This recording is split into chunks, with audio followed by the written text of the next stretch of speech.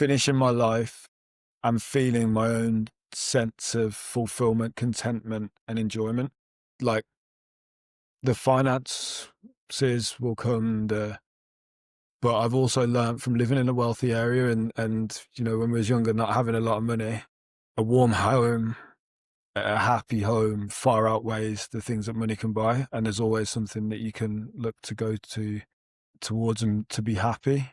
So I would say it's really not feeling a sense of achievement for the intangible things over the tangible ones.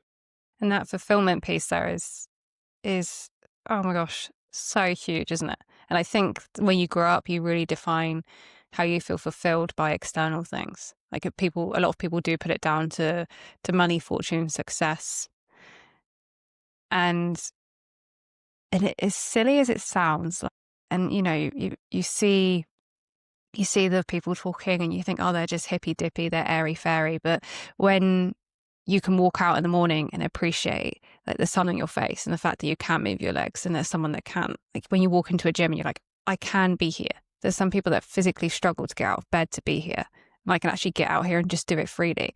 But when you've gone from someone that couldn't move their arm above 90 degrees and now you're walking around, like those are the small senses of fulfillment.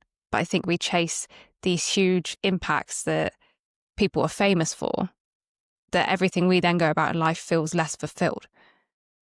And this is an issue because we lose sight of the things that matter because we're constantly trying to latch on to the great, to the huge. And if we don't reflect on and we don't look upon the small wins, the small positives and the standards that we've instilled in our life, what else do we have? I'm injured right now, which I haven't mentioned. I've had a hamstring tendon rupture, which has ruled me out for this entire basketball season, which means I'm spending hours in rehab. Obviously, I've been through it before. I'm older now, but it's also not just yourself. Like it's the impact it has on others along the way. And the reason I'm using this as an example because it's a physical example. But when I had surgery and I'm in a brace for 11 weeks at 90 degrees, it takes a village, right? Like my wife running 2 businesses, having to look after me.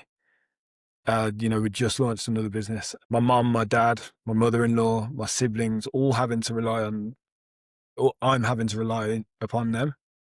And I'm going to give my all. And I was probably up and about quicker than I should have been, not off the crutches, but just trying to do things standing on one leg. But this impact, it's far greater than me. And that's only the same as not noticing the positives that you have. So if you are not doing the things and taking the steps, and what we see time and time again is someone will do something that helps them for a short period of time and then they think they're fixed as if there was something to fix. When actually this is not a short-term thing. It's not a temporary thing. This is something that you can implement for your whole life. And you know what? If it stops working, then I will change.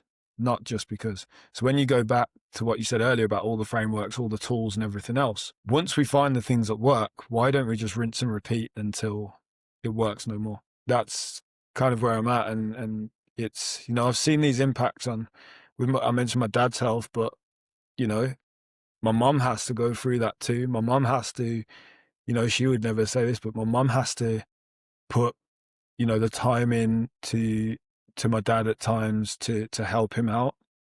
And like, she would never like make a song and a dance about it, but it's your journey. It might be yours to own, but it's aided by so many other people.